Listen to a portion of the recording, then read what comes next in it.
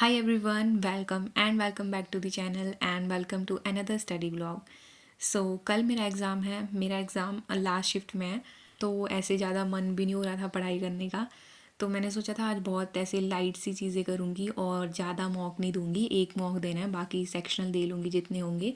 तो स्टार्टिंग तो मैंने एडिटोरियल से करी थी, बट एडिटोरियल करने से पहले मैंने मॉर्निंग में एक मॉक देना स्टार्ट करा था और वो वाला मॉक मैं टेक्स्ट बुक से अटेम्प्ट कर रही थी।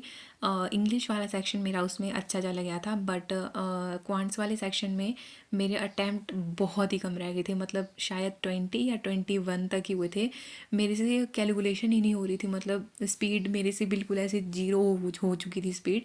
मैंने उसको वहीं पर सबमिट कर दिया और फिर उसके बाद मैंने सोचा कि एडिटोरियल से ही स्टार्ट करते हैं दिन को। तो वो वाला सबमिट करने के बाद फिर मैंने एडिटोरियल की क्लास करी यूट्यूब से। देन उसके बाद फिर मैंने परफेक्शन वाली क्लास करी और परफेक्शन 4.0 में मीन्स वाली रीडिंग कॉम्प्रिहेंशन भी था। पहले मैं उसको ही करने लगी थी, पर फिर मैंने सोचा अब कल ही एग्ज़ाम भी है तो प्रीलिम्स वाले ही कुछ करते हैं। तो उससे लास्ट ही एक और क्लास थी जिसमें मैम ने बहुत सारे रीडिंग कॉम्प्रिहेंशन के क्वेश्चंस, मतलब रीडिंग कॉम्प्रिहेंशन करवाए थे। प्रीलिम्स लेवल के थे वो, तो वो वाले मैंने सॉल्व करे। एंड अभी यही बस चीज़ें मैंने ज़्यादा कुछ नहीं करा था। देन उसके बाद फिर मैंने लास्ट रिवीजन जो था वो मैंने लगा लिया था। रिवीजन के लिए वैसे तो प्रीलिम्स में कुछ ज़्यादा चीज़ें होती नहीं हैं मेरे हिसाब से, जो मेरे को लगता है। इंग्लिश में मैं सबसे ज़्यादा रिवीजन करती हूँ, लाइक 120 रूल्स हो गए, और या फिर ग्रामर के कोई और जो बेसिक रूल्स होते हैं, वो वाले रूल्स के मैंने जो नोट्स बनाए होते हैं वो वाले नोट्स मैंने रिवाइज़ करे। और इसमें भी जैसे मैंने एग्जाम्पल वगैरह लिखे होते हैं सब कुछ, बट इसमें मैंने क्योंकि मैंने इसको ऑलरेडी एक बार पढ़ लिया है, एक दो बार ऑलरेडी रीड मार चुकी हूँ मैं इनको। तो बस आज मैं जैसे मेन, बिल्कुल जो ऐसे मेन पॉइंट होते हैं और कुछ रूल्स होते हैं जो ऐसे बार बार मॉक में भी हमें देखने को मिलते हैं, उन वाले रूल्स को ऐसे पूरी रिवाइज़ कर लिया। और 120 एक बार मैंने रीड कर लिए सारी। देन उसके बाद फिर क्वांट्स के जो फॉर्मूलाज होते हैं मेंशुरेशन वाले, वो वाले फार्मूलाज़ को भी मैंने आज लास्ट रीड मार लिया। कल मैं कुछ नहीं करने वाली हूँ। आई नो अगर मैं कल ये सारी चीज़ें करना स्टार्ट करूँगी तो मैं बहुत ज़्यादा पैनिक कर जाऊँगी, इसलिए मैंने सोचा कि मैं आज ही जितना भी रिवीजन वाला पार्ट है वो मैं आज ही कर रही हूँ। जब मैं एग्ज़ाम यहाँ पर घर पर मॉक भी देती हूँ ना, तो जब मेरा क्वांट्स का सेक्शन ओपन होता है और उसमें मेरे जितने अटैम्प्ट होते हैं उस हिसाब से मेरे को लग जाता है पता कि इसमें मेरी कितनी परसेंटाइल आने वाली है। बस कल एग्ज़ाम में क्वांट्स वाला सेक्शन मेरा अच्छा चला जाए।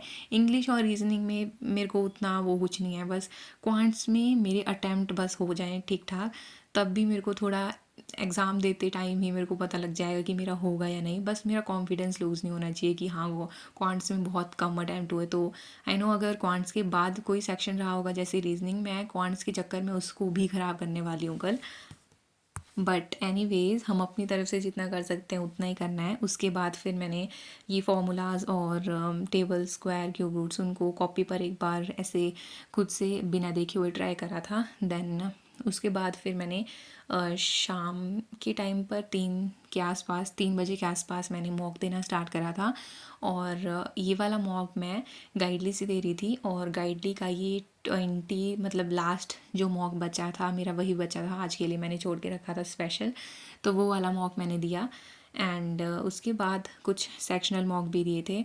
और जितना मैंने टीचर से सुना है, वो बोलते हैं कि जो हम मॉक वगैरह लगाते हैं उसमें मे बी थोड़ा सा हाई लेवल हो। बाकी अब तो कल मॉक में ही पता चलेगा कितना इजी आता है। This is mock number, sectional mock number 2 of गाइडली। इसमें भी मेरा एक क्वेश्चन अटेम्प्ट नहीं हो पाया था।